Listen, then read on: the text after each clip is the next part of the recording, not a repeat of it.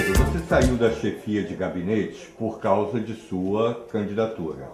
Como avalia esse período que você ficou na chefia de gabinete e o que pretende fazer nesse final de mandato como vereador? Carlos, boa noite aos amigos aqui de Tamoios. Um prazer mais uma vez falar com todos vocês. E foi um momento diferenciado na minha vida hoje, mais uma vez, a gente buscando novos espaços. Quando a gente se propôs a ser chefe de gabinete para adquirir uma experiência administrativa interna e conhecer a cidade de Cabo Frio administrativamente falando, a gente foi sabendo que no período anterior à eleição a gente teria que se desincompatibilizar da função de chefe de gabinete para voltar à Câmara Municipal. A legislação nos obriga a fazer isso. Todos os pré-candidatos que estejam vinculados a qualquer cargo comissionado, esses pré-candidatos têm que se desvincular e voltar às suas funções ou deixar os seus cargos. Como eu tinha a função e sou vereador na cidade de Cabo Frio, eu voltei para a Câmara para dar continuidade ao meu mandato de vereador. Foi uma avaliação belíssima. Eu acho que adquiri a experiência necessária para conhecer os números da cidade de Cabo Frio, a Cabo Frio como um todo, a conhecer também aqui o Distrito de Tamoios administrativamente e a gente chegar a um patamar de conhecimento que a gente possa almejar aí no futuro bem breve, conseguir aquilo que a gente espera, que é o executivo, que é o chefe do executivo da cidade de Cabo Frio, que é o prefeito de Cabo Frio, ser prefeito de Cabo Frio. Isso aí, evidentemente, passando pelos trâmites burocráticos da legislação eleitoral, que é ser pré-candidato, passar pelas convenções, ser candidato, disputar a eleição e aí sim prefeito de Cabo Frio. Então foi uma situação válida, tanto estar como chefe de gabinete, quanto voltar a ser vereador de Cabo Frio, da cidade de Cabo Frio, porque é uma honra e um prazer para mim.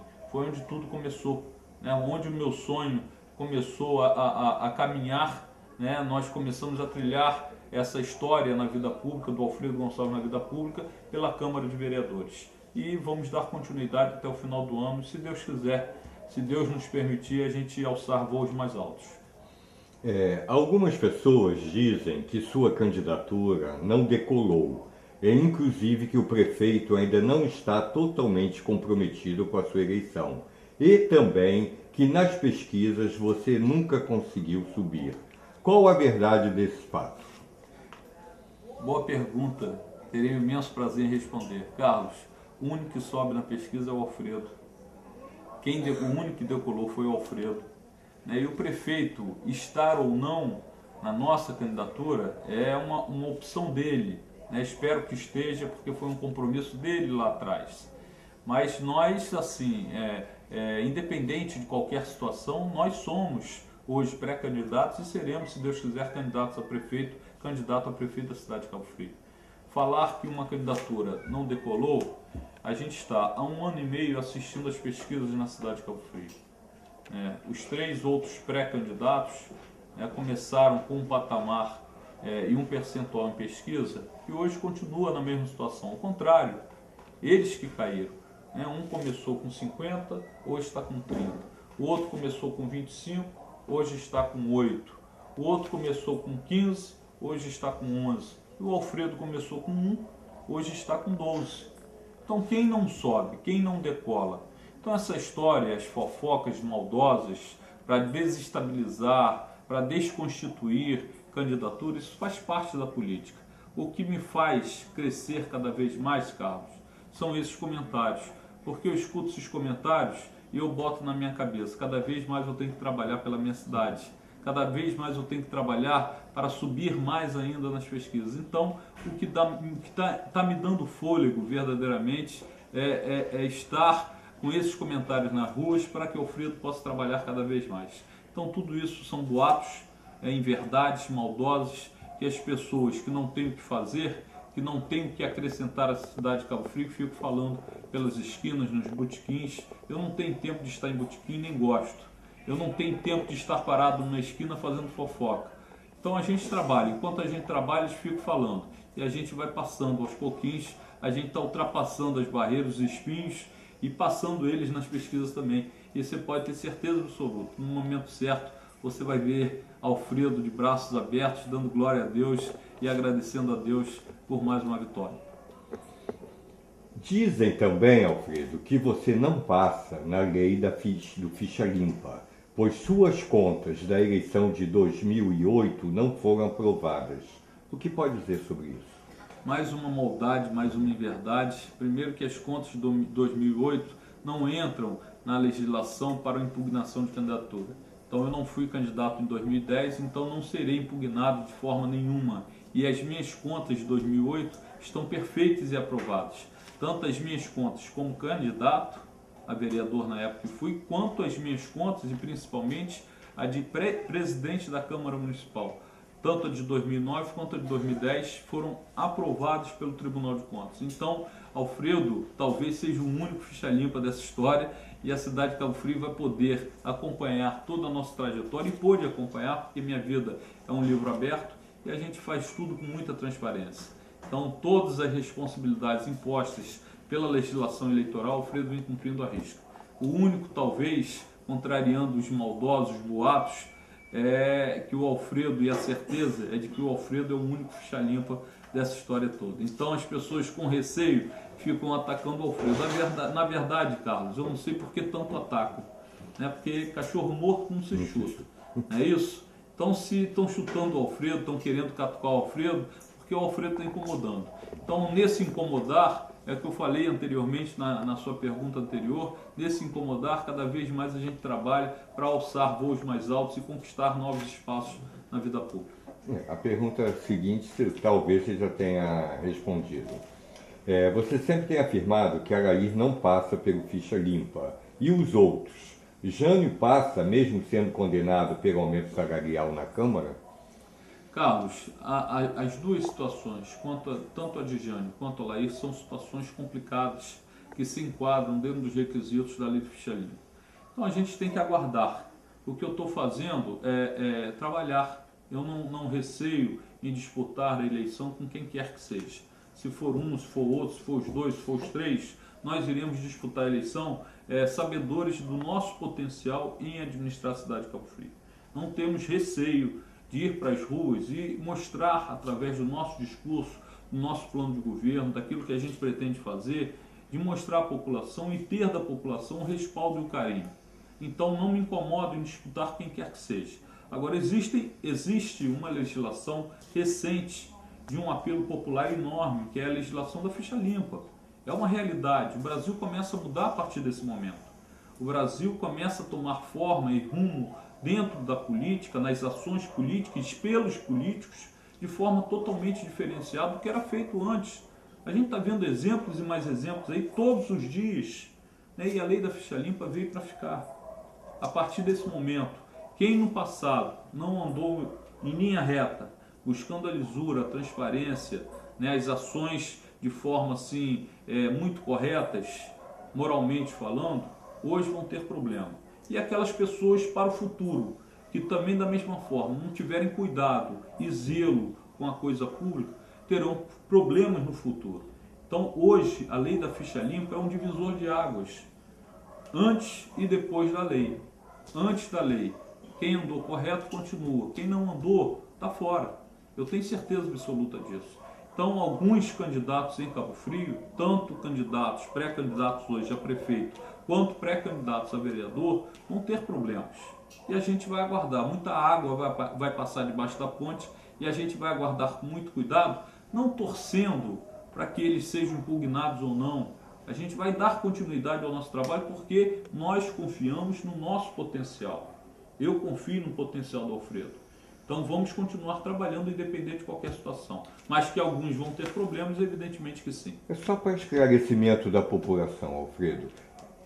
Quando o partido escolhe, ele já submeteu o nome à justiça para saber se ao TRE, para saber se a pessoa é ficha limpa ou não? Quer dizer, ele tem a certeza, depois que a convenção do partido escolhe que aquele candidato será candidato ou não? Só depois que o TRE vai dizer que ele é ficha limpa ou suja? Carlos, deveria ser. Né? Quando da filiação, Por exemplo, se eu convidar o Carlos para ir se filiar ao PMDB, que é o nosso partido, a gente convida o Carlos, pedindo ao Carlos, e achando ser o Carlos como é uma pessoa de moral, boa conduta, de um passado limpo. Então deveria ser assim. Mas os partidos não estão tendo esse cuidado. E ao não ter esse cuidado, quando chegar lá na frente do registro da candidatura após passadas as convenções partidárias, vão ter problemas. O TRE vai pedir as certidões negativas, tanto cíveis como as criminais, como as administrativas, junto aos tribunais de contas. Recentemente no jornal Globo saiu uma relação. O nome do ex-prefeito de Cabo Frio estava nessa relação como candidato que não tem suas contas aprovadas e tem pendências junto à Justiça e junto aos tribunais de contas. Então a gente sabe o que vai acontecer. Deveria ser assim. O partido, quando filiar, deveria buscar, através do passado desse candidato, do passado desse filiado, um respaldo moral para a filiação. Mas como não acontece, quem vai fazer são os tribunais, os TREs, que estão se preparando para averiguação e até se antecipando aos registros, porque hoje eles já pedem certidões aos tribunais de contas, tanto do Estado quanto da União, para verificação de quem está apto a concorrer. A candidatura do governista Silas poderá prejudicar a sua, dividindo os votos e facilitando uma eleição da oposição. Por que essa divisão nas fileiras do próprio governo? Carlos, na verdade não é uma divisão. Na verdade é uma vontade que cada um tem de ser. Eu particularmente obedeci uma fila e trabalhei política incessantemente até chegar a essa condição. E a vontade do Silas, talvez seja assim, seja não, eu ainda acredito que o Silas vai caminhar com o grupo do governo, com o grupo que ele faz parte. Talvez por uma imposição do partido dele, que é o PSDB, que é o partido do nosso prefeito, do Marquinhos, ele esteja ainda nessa condição de pré-candidato. Mas eu tenho certeza que ao passar as águas por debaixo da ponte e lá na frente chegar um momento correto, um momento de definição, o Silas vai estar caminhando junto conosco para sairmos vitoriosos nas próximas eleições. Não tenho dúvida em afirmar. Agora, saindo da política e indo para a nossa região, existem duas grandes obras que são muito requisitadas, nem tão grandes assim, mas que são requisitadas muito pela nossa população. Uma é a pavimentação da Beira Rio e outra a pavimentação da Rua da DPO, onde passa ônibus que vai inclusive para Cabo Frio. Você tem alguma notícia a respeito dessas obras? Carlos, são duas grandes obras, mas não tão importantes quanto a obra de um hospital, quanto a obra de uma sede administrativa. São duas grandes obras. Eu estive reunido com os moradores da Rua do DPO, que a rua foi calçada 1 quilômetro. Aqui no segundo distrito, a gente está fazendo essa filmagem, essa entrevista, num lugar que eu particularmente não conhecia, que é o prolongamento em frente ao Long Beach, do lado esquerdo da rodovia. E o segundo distrito é muito grande. As ruas, ao contrário do primeiro distrito, que tem 150 metros, 200 metros, 300 metros, aqui tem 2 quilômetros, tem 3 quilômetros, tem 6 quilômetros. Então tudo é muito difícil, mas a gente tem que tornar as coisas viáveis, nós temos que criar facilidades para isso. E o criar facilidades é investir em Tamoios, se sensibilizar com a pouca e a falta de estrutura de Tamoios. E essa sensibilidade nos remete a aqui buscar recursos para o restante do calçamento, tanto da Rua do DPO, que o prefeito nos garantiu que iria fazer agora no início do ano. Já estou até apreensivo que o início do ano já começou e essa obra não foi ainda finalizada a sua parte burocrática, que é o restante dessa rua, que é mais 1 quilômetro, e a Beira Rio, que já está sendo feita parte dela, que é antes da ponte, e antes da descida da ponte para Beira Rio, propriamente dito, que é aquela toda parte de paralelos, está sendo revestido de asfalto, vai ficar uma bela avenida, e também a continuidade da Beira-Rio, que o prefeito se propôs a fazer. Vamos aguardar, eu estou na minha função hoje como vereador para cobrar ao prefeito essas melhorias aqui para Tamoios, e vamos fazer insistentemente, porque, como você falou no início, são importantes obras para a valorização e a autoestima da população de Tamoios. E você, como prefeito, que a gente acredita que vai ser, o que você faria por Tamoios? Carlos, hoje... Qual é a sua visão de Tamoios? Hoje as pessoas, alguns pré-candidatos usam aquilo que eu venho falando de algum tempo. Tamoios precisa administrativamente se reestruturar. Tamoios precisa de uma sede de prefeitura, de subprefeitura, à altura de Tamoios. Nós temos uma subprefeitura aqui que apenas funciona no nome. Nós precisamos fazer funcionar a subprefeitura. Nós precisamos criar estrutura de cidade aqui dentro de Tamoios. Uma sede administrativa própria. Temos que construir essa sede para que Tamoios tenha assim, uma direção. As pessoas, quando querem procurar postura para reclamar de algo, não encontram. As pessoas precisam da Guarda Municipal para vigilância de algum posto, alguma escola, alguma situação particular, não encontro. As pessoas procuram uma Secretaria de Fazenda para reclamar através de um processo administrativo de um imposto alto ou da realização da abertura de um processo para legalização do seu imóvel, não encontro. Não encontram precariamente. Querem conversar com o secretário de saúde, não encontram porque aquele não despacha. Então tudo isso não é culpa do prefeito atual, é culpa da história. E a gente precisa mudar essa história. E quando falo que a gente vai ter aqui em Tamoios uma sede administrativa para dar respaldo à população administrativamente, a gente fala com muita coragem, com muita independência, porque não foi feito e a gente participa desse governo. Então essa é a minha característica, é uma característica de atitude, de mostrar o caminho e fazer. Então nós temos que criar para Tamoios essa sede administrativa. É o primeiro passo. É o primeiro passo para que a população respire um novo momento aqui em Tamoios. E evidentemente o segundo é dar toda uma infraestrutura a Tamoios. Aí como? Uma paridade na questão dos investimentos, da divisão dos investimentos, da arrecadação que tem Cabo Frio hoje. Não só dos royalties, como a própria arrecadação. Porque a gente pode aumentar muito a arrecadação aqui de Tamoios. Legalizando as casas existentes, os comércios e fazer aumentar a arrecadação. E quando a gente organizar Tamoios, Carlos, você vai ver o salto de qualidade de vida que vai dar essa região. Porque nós temos pessoas de bem, pessoas querendo fazer crescer Tamoios. Basta a gente querer e propiciar isso. De que forma? Montando toda essa infraestrutura. Grandes obras vão ser implementadas aqui em Tamoios e precisa. O hospital, eu tive hoje o prazer de ver o projeto, que o Marquinho ainda vai começar a obra e eu acho que ainda inaugura esse ano. Então é um grande hospital com quase 2.500 metros quadrados de obra, com 60 leitos aproximadamente, com centro cirúrgico, com entrada independente, com um posto de saúde agregado ao hospital. Então tudo isso são obras importantíssimas para um novo momento que Tamoios precisa viver. E a gente quer fazer parte desse novo momento. Eu tenho essa responsabilidade comigo, internamente, com o meu coração, com a minha cabeça, daquilo que eu penso para Tamoios. E pode ter certeza, Carlos, eu sou uma pessoa que tem atitude. Se eu falar que vou fazer, eu sou determinado a isso e faço. Então Tamoios pode esperar esse novo momento, que vai ser o momento de Tamoios vivenciar como se cidade fosse. Porque Tamoios é uma cidade, faz parte de Cabo Frio. E precisa ter aqui a mesma infraestrutura que tem no primeiro distrito. Finalizando, Alfredo, uma grande parte de nossa população acha e comenta isso a todo instante que Tamoios deveria ter uma parte da verba para ela, definida em orçamento do governo. Como você vê isso? Pode ser definido através da subprefeitura. A subprefeitura tem orçamento próprio.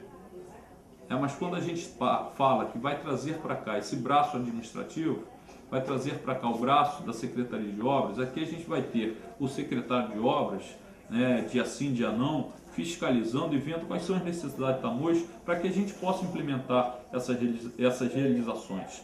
Então, o orçamento de Tamoios parte da cabeça e da vontade do administrador, de quem está à frente da prefeitura, do prefeito.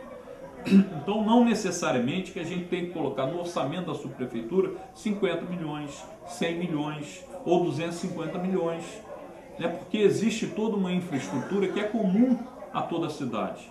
Por exemplo, vou dar um exemplo: a Secretaria de Saúde.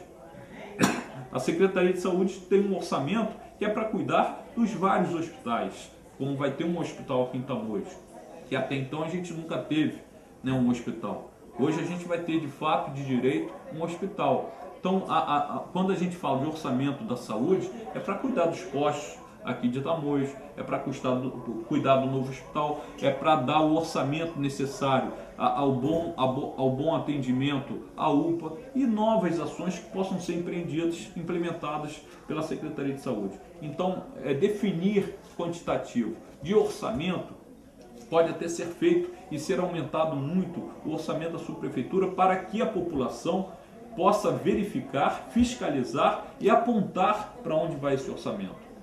Não tem problema nenhum. Agora, dividir um orçamento da cidade como um todo, a gente pode dividir o orçamento de obras, de infraestrutura, isso é perfeitamente normal e tem que existir, tem que acontecer.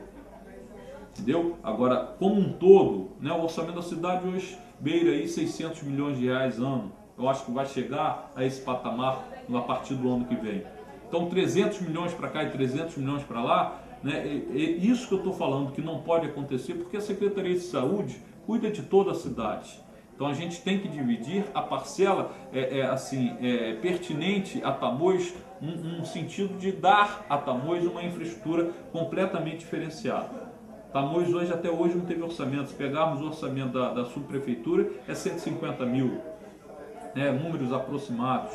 Se a gente colocar aqui 20 milhões, 30 milhões, 40 milhões, a gente vai ter a certeza que esses 30, 40, 50 milhões serão investidos aqui. E que não se engane a população de Tamoios, que pode entrar um prefeito, que eu acho que não vai entrar porque vai ser o Alfredo, mas pode entrar um prefeito e chegar aqui e botar 100 milhões na subprefeitura e dizer que é de Tamoios e depois, no decorrer do ano, começar a suplementar e tirar a verba da subprefeitura e jogar para outra. Então, o importante é o gestor público ter a responsabilidade com aquilo que fala e com a atitude que vai ter posteriormente à sua fala.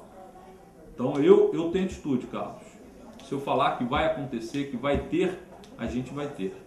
Então, para mim, é sempre um prazer falar de Tamoios, porque nós temos responsabilidade com Tamoios. Finalizando, tem aqui a nossa câmera. Você Carlos, pode falar o que finalizando, eu quero aproveitar essa oportunidade para dizer à população que a gente, de Tamoios, já começou. A gente conseguiu a liberação da licença do INEA, que estava pendente, e vai ser uma grande realidade a questão das obras. Quero aproveitar, conclamar a população numa audiência pública que a gente vai realizar aqui em Tamoios com a Prolagos, para a Prolagos mostrar todo o investimento e o cronograma de investimento desses investimentos para a água de Tamoios. Já tem data? Não, a gente vai marcar para a semana que vem, porque vai estar inaugurando uma rede de tratamento de esgoto em Cabo Frio com a presença do governador. E na presença do governador a gente vai tentar provocar essa audiência pública, não com a presença dele, mas principalmente com a presença da Prolagos, para que ela mostre e demonstre todos os investimentos feitos e aqueles que virão posteriormente a essa nova doutora aqui de Tamoios. E dizer a todos vocês, primeiro a vocês do Jornal Tamoios, aqui pessoal da internet que vai estar nos assistindo com esse vídeo, dizer da nossa preocupação e nosso carinho com a população de Tamoios. Tamoios tem que vivenciar um novo momento. Esse novo momento, vocês podem ter certeza, passa por alguém que tenha coragem, tenha desprendimento, tenha palavra e tenha atitude. E essas características eu guardo comigo, porque eu sou pessoa que tenho retidão na minha vida. Sou pessoa que guardo dentro de mim uma educação que me faz lembrar tempos passados, quando a coisa pública ela era tratada de forma reta, moral e com pessoas de bem. Então eu quero ser assim, e assim serei para Tamoios, pode ter certeza absoluta. Um beijo grande para a população de Tamoios, essa população que eu adoro, que me trata com muito carinho e que daqui eu faço parte. Vocês podem ter certeza absoluta dessa minha boa atitude para com Tamoios. Valeu.